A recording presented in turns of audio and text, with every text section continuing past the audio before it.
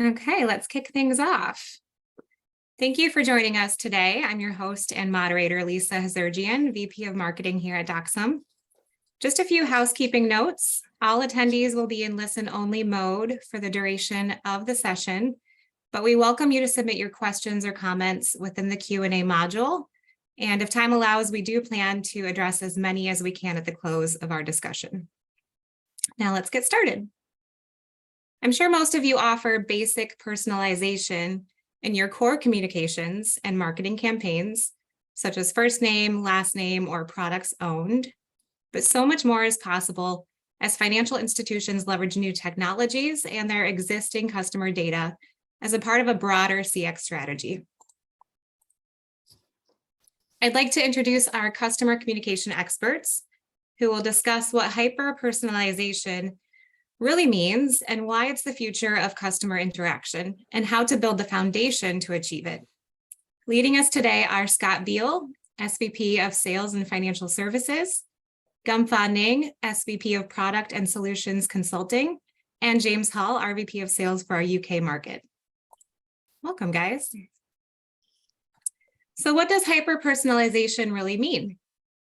This has been a buzzword for a while now and seems to mean something different to most firms in terms of application and measuring success. So Scott, if you want to get us started, can you talk to us a bit about what you've been hearing on the front lines from firms in North America? Sure, thanks, Lisa, and glad to be here with everybody today. What does hyper-personalization mean and what have we been hearing out there? In a nutshell, hyper-personalization really means delivering information that is valuable to, in this case, we're talking about consumers or whatever your organization refers to as your customer, whether that's consumers, members, customers, et cetera. So it's really about delivering information that that particular customer deems to be valuable. And therein lies the opportunity and the challenge. So what do each of us as consumers find valuable? And if you can glean that from data, so it all goes back to the data that you have and your understanding of that specific individual consumer, and you can deliver information in a way that is valuable to that particular consumer, then I would say you're achieving hyper-personalization. And we know as consumers that we typically have a very healthy appetite for information. We want a frictionless experience with the organizations that we do business with. And we want to receive experiences and information that will enrich our experience, whether that's engaging with a financial institution or another organization, and that will help us in our daily lives. So it's really about how do you deliver that experience to the consumer? And I would say what we're hearing from customers, organizations that we interact with, and certainly from all of the conferences that we attend, even when we're talking about delivering operational customer communications, what everybody's talking about is the client experience. That is the overwhelming theme. And it's about how do you deliver this concept of hyper-personalization or an optimal client experience to your consumer, and how do you deliver that optimal journey from when a consumer starts to engage with your organization all the way through their journey. So I would say it really boils down to that. And there's a tremendous amount of focus out there as to how you deliver this and where are things going. So people talk about AI, machine learning, the metaverse, what's coming. We know information technology is moving extremely quickly.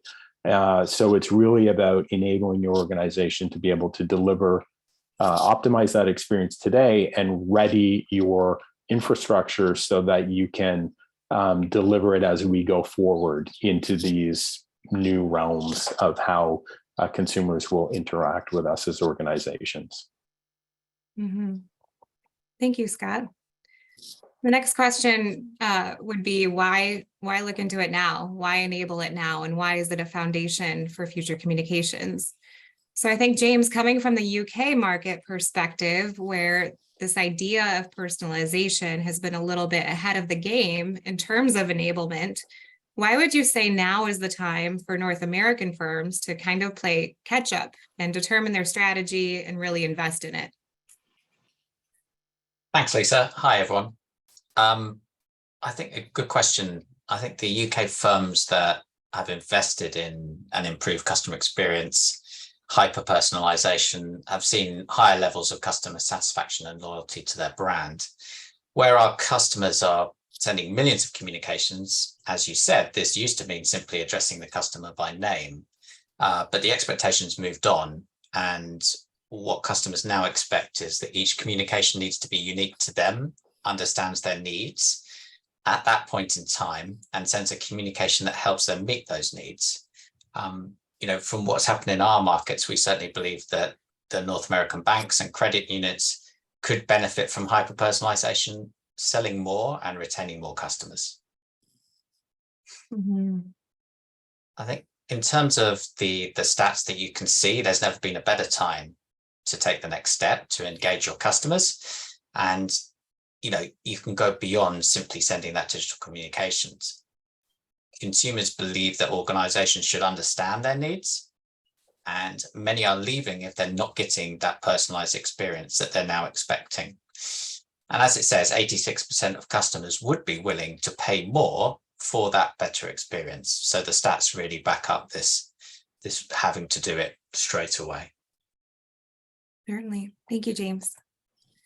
So Gum, from a solutions perspective, what are we seeing in terms of expected requirements or expectations from new generations?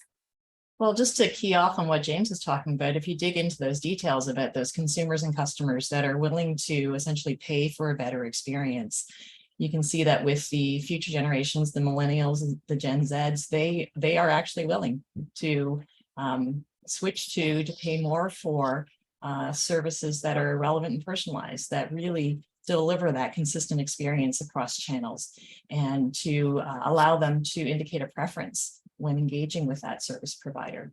On the flip side, you can see that they are also very keen on just simply switching providers, right? They will very actively leave a provider if that information or that message is not relevant to them, or it's being delivered in the channel that they haven't indicated a preference for. So all of that really feeds into that overall customer experience that they're trying to achieve with their communications. Mm-hmm. Well, now that we have kind of a basic understanding of what it entails, why it's important to lay the foundation now, Scott and James, let's talk about the benefits, and maybe what are some of the benefits that you've seen from those that have invested in it? Sure. Thanks, Lisa. So, obviously, there's a tremendous amount of work and investment that goes into delivering these experiences for the consumer. So what are the benefits that come from that?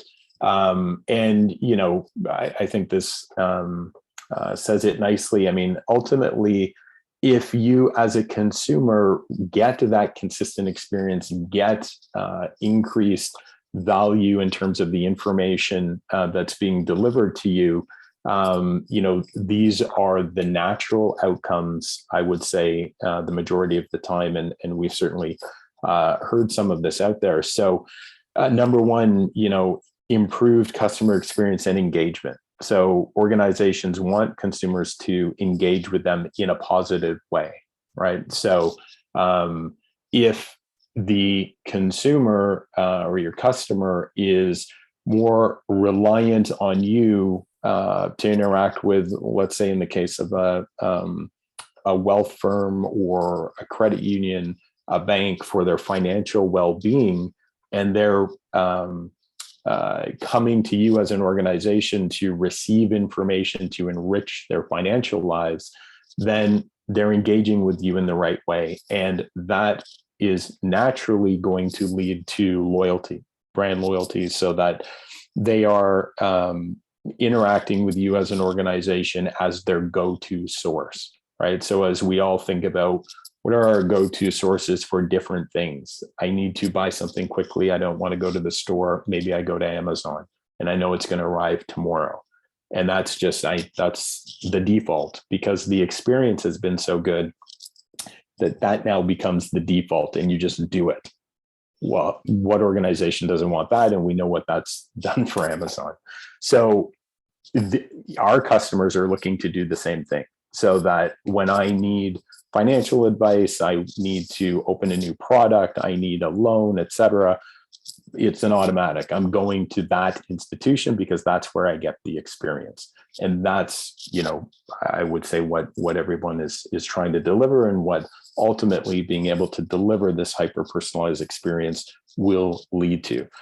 Clearly, a result from that is customer retention. If you can deliver that, the customer is far less inclined to leave, and you're boosting customer lifetime value, which of course everybody wants to do.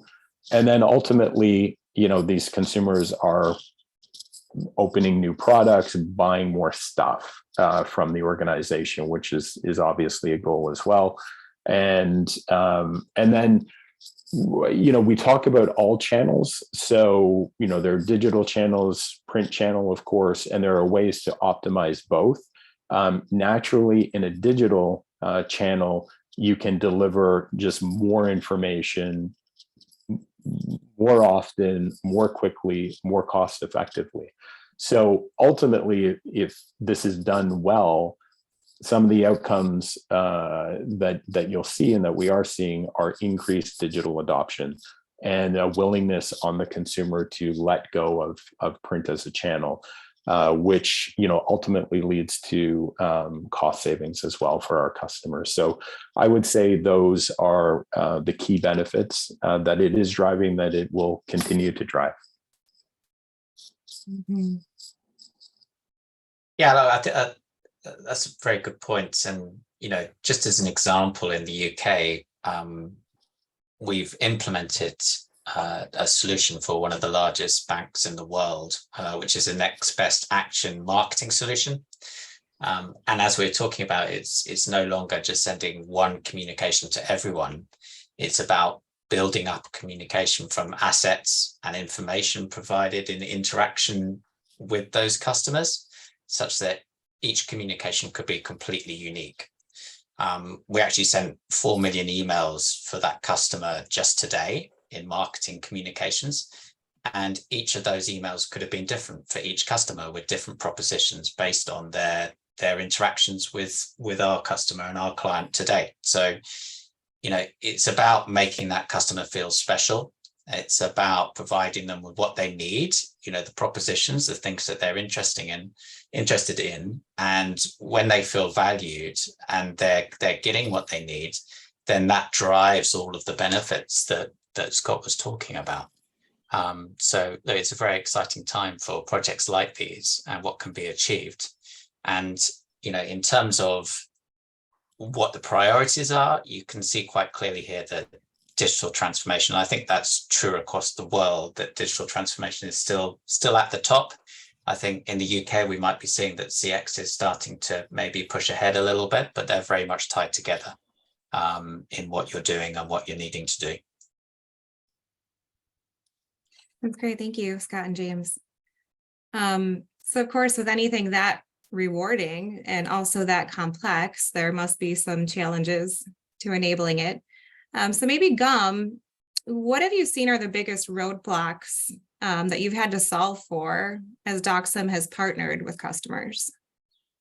Well, truly, it has everything to do with some key things associated with the ecosystem within our client side. But, ultimately, the key here is that a lot of our organizations, they are faced with these significant roadblocks, and they are recognizing the fact that communications are missing the mark, their customer communications, and that's really hindering their ability to engage and drive that really, hyper-personalized experience that customers obviously are expecting now. So as you can see here, like nearly 90% of the respondents to this particular survey have noted that communications, effective, personalized, relevant communications is extremely important to that overall customer engagement. But as you can see, like less than 20% of them actually believe that their organizations are hitting the mark there. And, when you start digging into the real challenges as to why those communications are missing the mark, it has, again, everything to do with their internal technology ecosystems, the complexities of those technologies, the complexities of trying to integrate, new sort of more relevant technologies into their ecosystem. All of that is a major challenge for our clients. And then from that point on, there's a whole litany of other challenges, but I think that one is the key, and the fact that that from our perspective, we recognize that data is ultimately the key to all of this with respect to customer communications, and our clients' inability to sort of be agile and nimble and be able to leverage the data they currently have within their ecosystem has always been the challenge in all of this. So, and you layer on all of the other issues tied to regulations, tied to compliance, you start layering in other components of like, lack of resources, then that becomes a huge hurdle for our clients to really leverage all of this and try and drive a better customer experience. Mm-hmm. Yeah, that makes sense. So let's talk about how far we can go with this and the scope of personalization, since it's such a kind of overwhelming thing and such a broad strategy. So Gum, can you walk us through kind of the scope of what it can do? Sure. So ultimately, the scope of this is to really drive that connected experience. And so if you drive that connected experience through communications, really what you're talking about is ensuring that you have a single voice with that customer, whether it be across channels or even throughout that life cycle of engagement with that customer. Making sure you have that single voice is extremely important. And then you dig into like the very tactical, making sure that that message, the content of that message, contains things that are relevant, pertinent to that individual. While, as we talk about all of this, we should really note the privacy piece and making sure that you're not being totally intrusive with your communications. And then finally, ensuring that that communication is relevant. So it's, not only from a content perspective, but also relevant to that customer's life, relevant to what's going on within that customer's life, and making sure that you're, telling the story and making sure that you're evolving with the customer as their needs evolve. That is extremely important from an overarching perspective.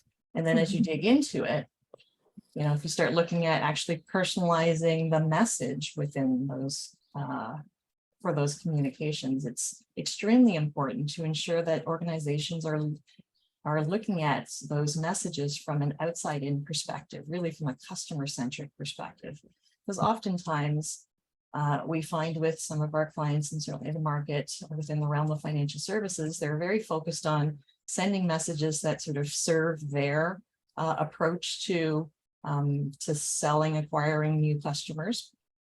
And what that means is that there's a disconnect, right? There's oftentimes a disconnect between what the customer's experiencing, what the customer's expecting, and what they actually get delivered in terms of that message. So there's definitely a need to, yes, not only personalize the message, but make sure that it is crafted in such a way that it takes the customer perspective right from the get-go. And so if we extend that further into the timing of that message, you can see that oftentimes within a customer's life, they have events, and it's never a linear thing. It's always, their needs are based on what's going on in their lives, and has little, in some cases, little to do with what the financial service entity has decided is sort of the next step in the way that they're engaging with the customer. So when you overlay those customer events with sort of a traditional, journey stages from a financial services perspective, as you look at it from their funnel model, you realize that finding those key points where there is an overlap between those two flows is the point of maximum engagement for a financial services organization with a customer. And it's identifying when that can occur, sort of changing, again, from, as I noted earlier, changing the perspective and looking at everything from a customer-centric perspective, allows for our clients to really understand and personalize the timing of the message out to the customer. And the last piece another piece to consider is the personalization of the channel. So again, there's, as I spoke about earlier, some of the newer generations, the younger generations will actively select or opt to move to a different provider if their preference for channel isn't respected. And so really, what that means is that from a preference management perspective, that is an extremely important sort of foundational model that any organization needs to have in order to enable this, highly personalized, highly engaging customer communications program. And so if you look at the various channels that we have laid out here, it's recognizing that, things like print is a channel that individuals will opt for. Probably all of there will always be a segment of the customer base that will opt for print. And honestly, that has nothing to do, in some cases, with the life stage or the demographic of that segment of the customer base, but it might have everything to do with what is going on in that customer's life. So we see many examples of customers that are, starting up young families. They're extremely busy. They want, as an example, that bill to show up in a printed form so that they can put it on their kitchen table and remember to pay it at a certain time. Whereas, as you move into sort of a life stage where things have settled down a bit, everything's a little bit less of a frenzy, those same customers will then opt for digital channels because they don't need that physical reminder of paying that bill. So that's, a fine example of where print is, can be a preferred channel at a certain point in a customer's life. And then as you move through it, having PDFs is great from a communications perspective. That allows for some of the things that a lot of customers do want to do with those regulated documents, with those communications, which is take them offline, store them on their side, potentially print them on their side. But it provides them with that clear sort of snapshot of that communication that they can hang on to. But then as you start talking about a more digital experience, off to the right-hand side there's the whole concept of HTML and interactive video and all of those digital expectations that can be fulfilled through that format and through those mediums. All of that is, needs to be taken into consideration and truly offered to the full customer base, because there will always be segments that prefer one over the other. And again, depending on their life stage, may prefer actually multiple. So all of that is very complex, but making sure that you're able to keep track of the channel that a customer prefers at any given point is extremely important. Mm-hmm. Certainly a lot of elements to consider, but maybe we can look at some of the low-hanging fruit to personalization. So Scott, what would you say are like the biggest missed opportunities that you're seeing in the market for enabling this? Yeah, thanks, Lisa. I think, so the question is, how do we deliver this? What's the right way to do it? When is the right way to do it? What's the channel? What's the vehicle, really? And Gum, I think, spoke to some of that. But, what you see here is, let's talk about these regulated operational communications like client statements, bills, notices, et cetera, that in most cases, organizations have to send to the customer. It's a regulatory requirement. So, I think this sums up an important point where 73% of executives surveyed say that customers or members or consumers are opting out of communications with them, which is never, of course, what an organization wants to see. And that 66% of the sample indicate that people are passively engaging. So they may not have opted out, but they're not engaging with the communication. So, we know over the last several years, the rise of digital and email marketing, we get bombarded with communications from certain organizations. And as we're all overloaded and extremely busy in our lives, and as Gum alluded to, that will shift and ebb and flow as people move through their own lives and their own personal circumstances. But without a doubt, it's information overload, right? Across all channels, everyone has their phone, and most people look at it far longer in a day than they would like to admit to others. And so it's information coming all the time. And so it's easy to start to ignore communication coming from your financial institution, for example.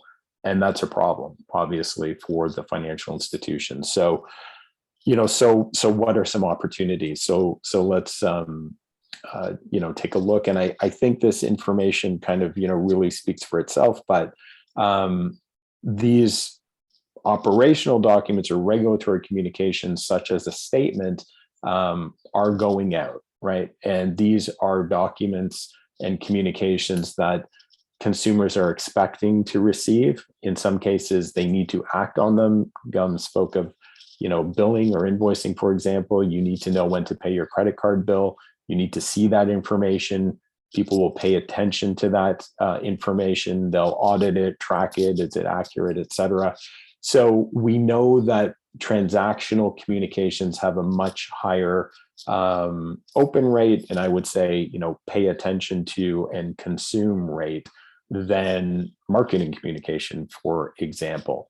And we know that, the USPS delivers nearly 20 billion transactional pieces of mail annually. That's a pretty big number. So this is an opportunity, clearly, because you are communicating with the consumer, and the consumer is paying attention to these communications. So, bingo opportunity to say, okay, the consumer is expecting these communications and interacting with them, and we have to send them. How can we leverage this? And again, to Gum's point, we should always be looking from the customer's lens and viewpoint. So we want to leverage this. We want to achieve hyper-personalization. We want to get all the benefits that we talked about earlier. What's the right way to do this? So we can start to take a look at a couple of examples in terms of different channels and some, at a high level, some of the things that you can do. So, Gum also spoke about, which we see with our customers, and completely agree with, that, there's this notion of the double dippers that we hear about, and we see people who are staying in all channels. So it's print and it's digital. So what's important there is that you're delivering a consistent experience and that you're maximizing the value of all of the channels. And that can be done across all of the channels, which is the good news. So from a print perspective, you see some of this on the left here, where you're adding in targeted information, both graphical information as well as content, copy information that is of value to that particular consumer. You can also add things like a QR code on a printed document that will then drive the customer to a digital channel to access more information, richer information that, again, ideally is somewhat targeted and customized to them. And then they're getting that experience straight out of the print channel.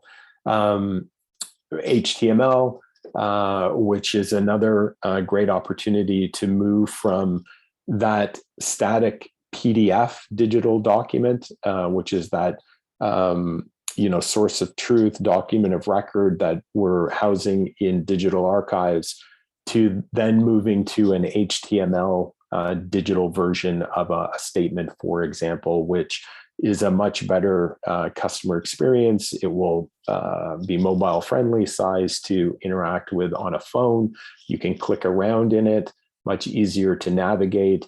You can have embedded links, et cetera, which will then again drive you to richer digital outcomes. And really, we see HTML as a gateway into that richer digital experience, which I think James is going to talk about a little bit more. Yeah, brilliant. Thanks, Scott. Yeah, I think personalized interactive video is very exciting at the moment. There's a lot of customers that are starting projects, and really it's about the results. It's a highly engaging channel to use. And as I say, we're seeing fantastic results with our customers. If we take an example, we could look at pensions. And with one customer, we've seen fantastic engagement where 70% of customers were watching the entire video, 4 times the conversion rates of other channels, and improved satisfaction where CSI scores were up by 90%. So, it's results that matter, and personalized video has been shown to provide those results. So if you've got, complicated scenarios or products, and it's difficult for people to understand what to do with their pension, how to get better returns, then you can use personalized interactive video to educate the customer, to give them their options. And, by helping them, you're not only helping the customer get what they need, you're also, improving your relationship with that customer and getting better returns. So it's a win-win all round as far as personalized interactive video is concerned. And as I say, it's definitely something that's quite hot right now. Mm-hmm. Thank you, James. We've covered a lot of territory here, but I'd like to get into a roadmap for success. So from setting a foundation to scaling for the future needs, Gum, where should organizations begin, and what does continued success look like? Well, if we talk about where do organizations begin, there's a lot of organizations that are managing all of these regulated and transactional communications in-house, first off. And in a lot of cases, they're finding with the sort of burden of needing to expand their digital service capabilities, they're finding that managing these communications in-house, especially from a print perspective, is overwhelming. And so what we've seen is that a lot of organizations have begun to outsource their transactional communications. Certainly from a print perspective, it provides them with a platform in which to generate some cost savings that they can then funnel into their digital services strategy. And so a lot of our clients, and again, the market is focused on outsourcing transactional communications as a whole, with print being a clear focus for that. And so that sets the stage then for the business to be able to really think about modernizing their communications as a whole, and thinking about it from that they don't need to build it all themselves, but really rely on partners. There's technologies moving at a pace in which, even the largest of organizations are finding it really difficult to keep pace with technology. And out there in the marketplace, there are a lot of very sort of niche providers of technology pieces that have a great depth of capabilities and experience that organizations can leverage. So in the world of regulated communications, providers such as Doxum, where our focus is strictly on regulated communications and helping our clients to overcome the traditional technology hindrances and regulatory hindrances on those communications. We are, first and foremost focused on that, and that's all we do with our business. And so it's that kind of, finding that expertise and partnering with expertise that a lot of organizations are looking for as they look to a future of better communications to their customers.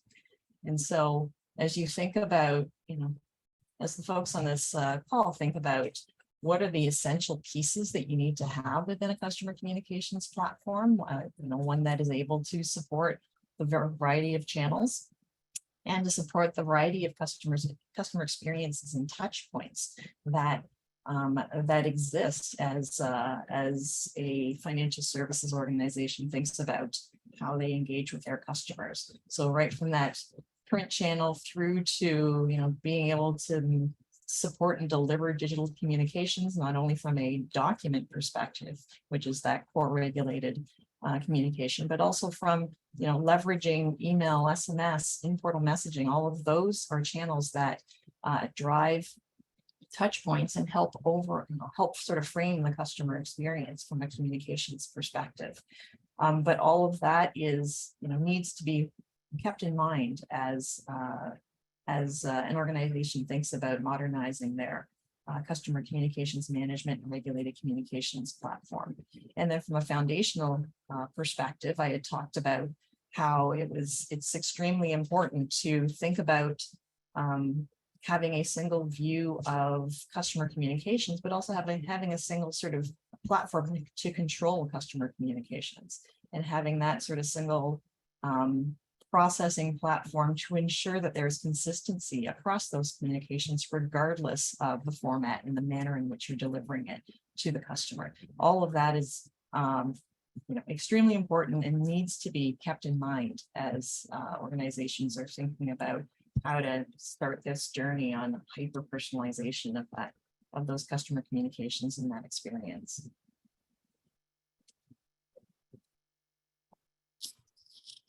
Thank you, Gum. All right, I think we're just about at close to time, but we wanted to allow you guys to interact with us a little bit, and would be happy to take any questions that you might have. So if you haven't already, please go ahead and submit those now via the Q&A button module at the bottom of your screen. And we'd love to answer anything specific that you might have. Give you guys a couple of minutes, or maybe 1 minute.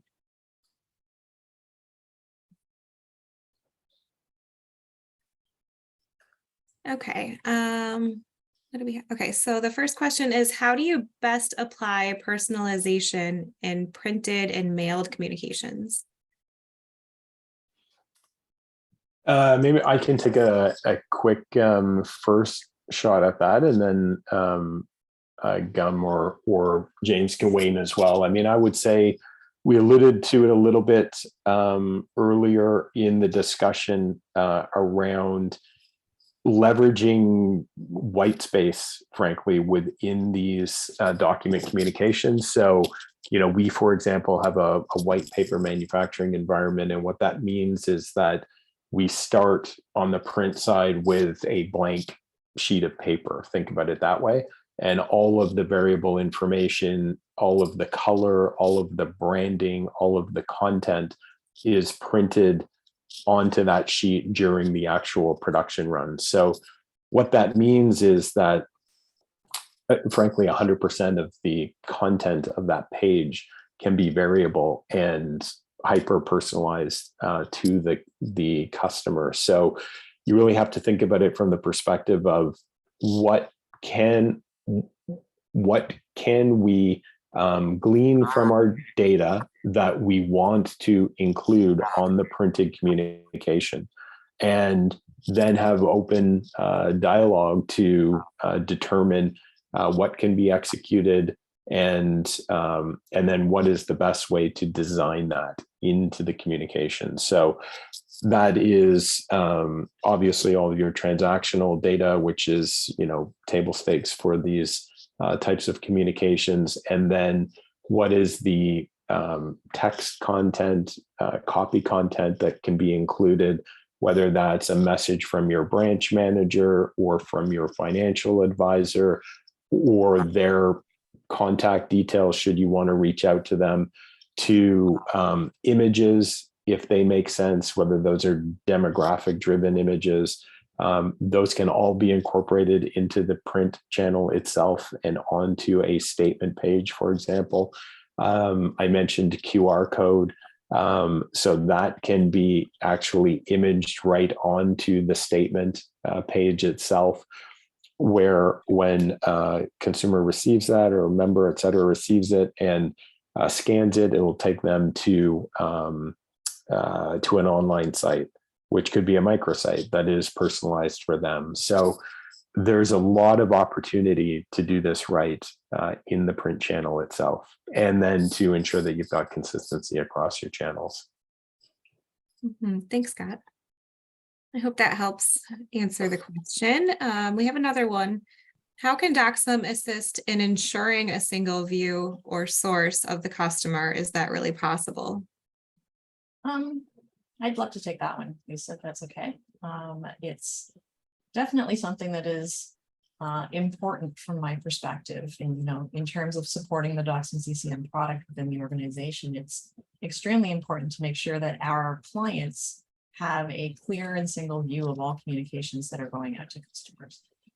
That is, one of the things that we've seen with some of our clients is that their regulated communications, in some cases, are completely siloed and unavailable to their call center, so that their call center they don't actually have access to those customer communications that have been sent out. And so invariably, when a customer calls in about an issue that they've seen on a bill or on their statement or on a notice that they receive, that call center rep doesn't actually have a means of even knowing what that customer has in front of them, which is a true pain point in terms of trying to deliver an optimal customer experience. And so really our platform approach to handling all of our clients' customer communications is really to give them that line of sight into all of the customer communications, both from a document perspective, as well as from a digital messaging perspective. If you think about all the multitudes of emails, SMS messages that a customer receives from their service provider, it's very easy for an organization to lose track of what they've actually sent out to that customer, what that customer has experienced through those digital communications.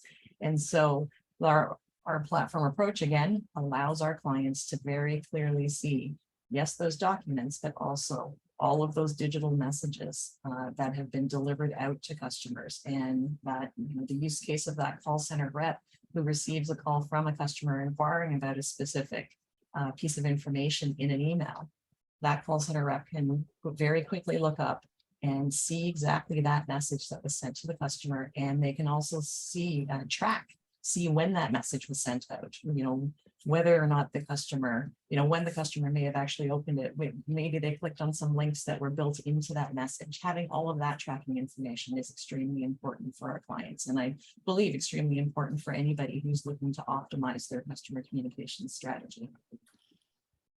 Mm-hmm. Thank you, Gum, for taking that one. I think we have time for one more. How to get customers to move across to digital channels? How can Doxum help?